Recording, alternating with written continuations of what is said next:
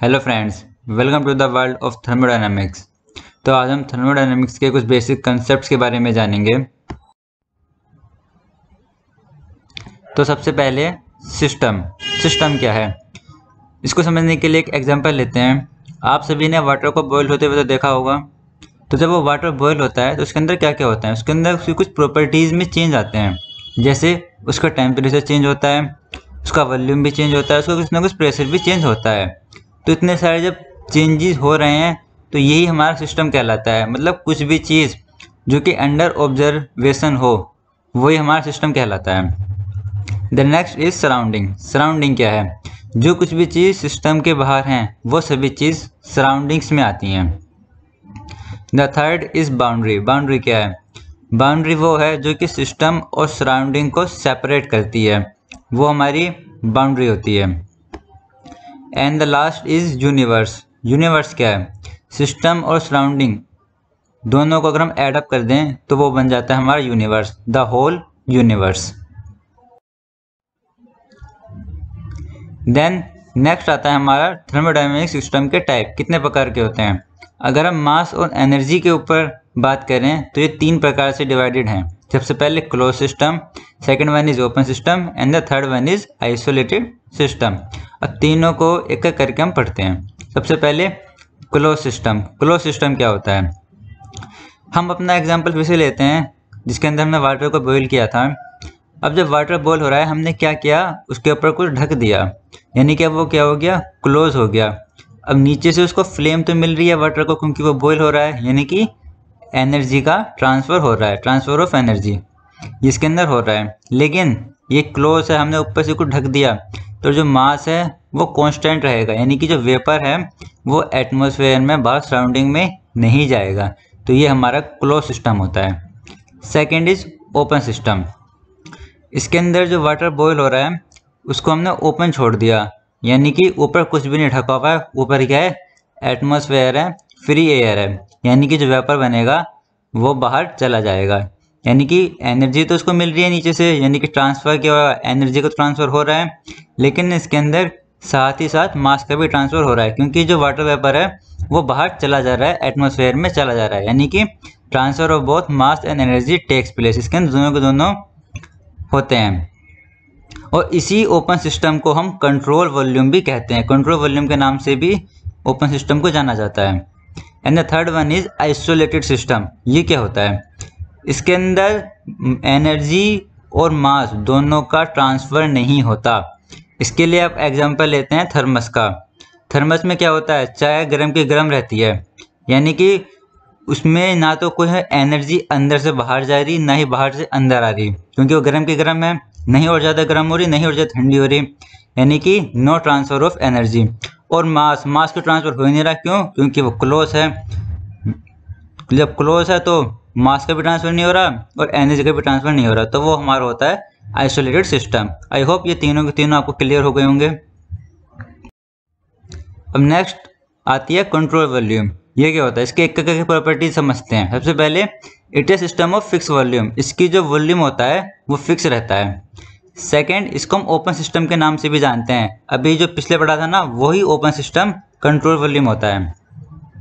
Third, अब अगर आपको याद हो, अभी हमने पिछली स्लाइड में पढ़ा था ओपन सिस्टम के बारे में, उसके अंदर क्या क्या था, उसके अंदर मास का ट्रांसफ़र होता था और साथ में एनर्जी का भी ट्रांसफ़र होता था, यानी कि मास ट्रांसफ़र इसके अंदर होता है एंड नेक्स्ट पॉइंट एनर्जी का भी ट्रांसफ़र इसके अंदर होता है, दोनों इन या आउट हो सकते हैं।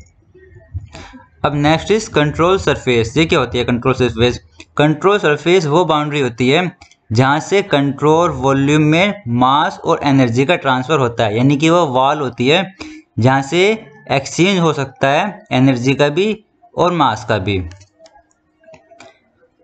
और जो मास होता है कंट्रोल वॉल्यूम का, ये फिक्स हो भी सकता है और नहीं भी हो सकता फिक्स। तो ये सारी प्रॉपर्टीज़ हैं, इनको याद कर लेना, अच्छे से समझ लेना तो ज़्यादा सही रहेगा। आगे चलते हैं कंसेप्ट ऑफ कंटिन्यूम। अब कंसेप्ट ऑफ कंटिन्यूम क्या है, ये इस प्रकार से कि समझिए कि जो मास है हमारा वो एक लाइन में है, मतलब कि वो कंटिन्यूस है, वो ऐसा नहीं है कि यहाँ पे एक जगह ज़्यादा है और एक जगह कम है, नहीं, वो हर जगह सेम होता है।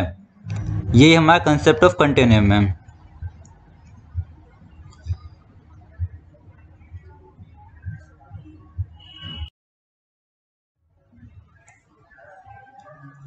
नेक्स्ट, कंसेप्ट ऑफ कंटिन्यूम को और अच्छे समझने के लिए माइक्रोस्कोपिक और मैक्रोस्कोपिक अप्रोच समझते हैं। अभी क्या क्या होते हैं? माइक्रोस्कोपिक, नाम से समझ जाओ, माइक्रोस्कोपिक, माइक्रो मीन्स छोटा, मतलब ये छोटी लेवल के लिए, मतलब में कुछ ऐसी चीज आएगी जो छोटी हो, और मैक्रो, मैक्रो मीन्स बड़ा। अब इनको एक डिफरेंस के सहारे समझते हैं। सबसे पहले माइक्रोस्कोपिक अप्रोच पढ़ेंगे, देन मैक्रोस्कोपिक। अब वन बाय वन पॉइंट पढ़ते हैं। जो माइक्रोस्कोपिक अप्रोच होता है, इसके अंदर जो पार्टिकल्स का जो बिहेवियर लेते हैं ना, पूरे के पूरे का लेते हैं, ओवरऑल बिहेवियर लेते हैं। क्योंकि माइक्रोस्कोप छोटे छोटे होंगे तो सभी का इंडिविजुअल कैसे लेंगे, नहीं ले सकते। जबकि मैक्रोस्कोपिक में वो बहुत लार्ज स्ट्रक्चर होते हैं, तो हम सिर्फ और सिर्फ उनका स्ट्रक्चर देख के नॉलेज प्राप्त करते हैं, हाँ भाई वो स्ट्रक्चर है तो है कैसा। सेकेंड पॉइंट, माइक्रोस्कोपिक अप्रोच को समझने के लिए हमको सिर्फ कुछ ही प्रॉपर्टीज की आवश्यकता होती है, बल्कि माइक्रोस्कोपिक के लिए उनको समझने के लिए हमको लार्ज प्रॉपर्टीज की आवश्यकता होती है। प्रॉपर्टीज यहाँ पे क्या क्या है? उनके वॉल्यूम है, डेंसिटी है, मास है, ये सब क्या है? उनकी प्रॉपर्टीज हैं। ये नेक्स्ट पॉइंट में बता दिया। प्रॉपर्टीज क्या हो सकती हैं? प्रेशर, टेम्परेचर, ये सब हम इजीली कैलकुलेट कर सकते हैं। किसके अंदर? माइक्रोस्कोपिक में। लेकिन माइक्रोस्कोपिक में हम ये सब इजीली कैलकुलेट नहीं कर सकते।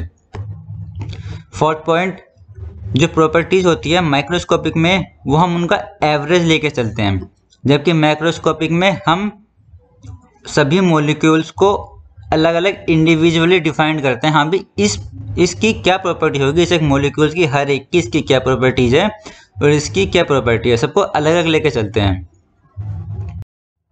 तो पॉइंट्स याद कर लेना। Then next very important topic, thermodynamics equilibrium. ये क्या होता है? ये वो स्टेट होती है थर्मोडायनामिक्स की जिसके अंदर तीन इक्विलिब्रियम होते हैं। कौन कौन से होते हैं? सबसे पहले मैकेनिकल होता है, second chemical, and the third is thermal. जब तीनों होंगे तो ही हमारा स्टेट, तो ही हमारा थर्मोडायनामिक्स इक्विलिब्रियम कहलाएगा। अभी तीनों क्या होते हैं वन बाय वन करके समझते हैं। सबसे पहले मैकेनिकल इक्विलिब्रियम, इसके अंदर क्या होता है? इसके अंदर इक्वालिटी ऑफ प्रेशर, ये सिर्फ और सिर्फ प्रेशर से रिलेटेड है। जबकि केमिकल इक्विलिब्रियम ये केमिकल पोटेंशियल से रिलेटेड है।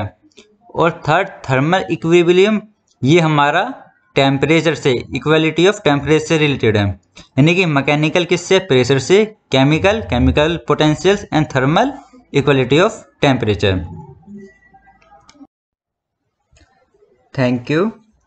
आगे कॉन्सेप्ट नेक्स्ट लेक्चर में। If you like this video, then share it with your friends and don't forget to subscribe the channel. Thank you.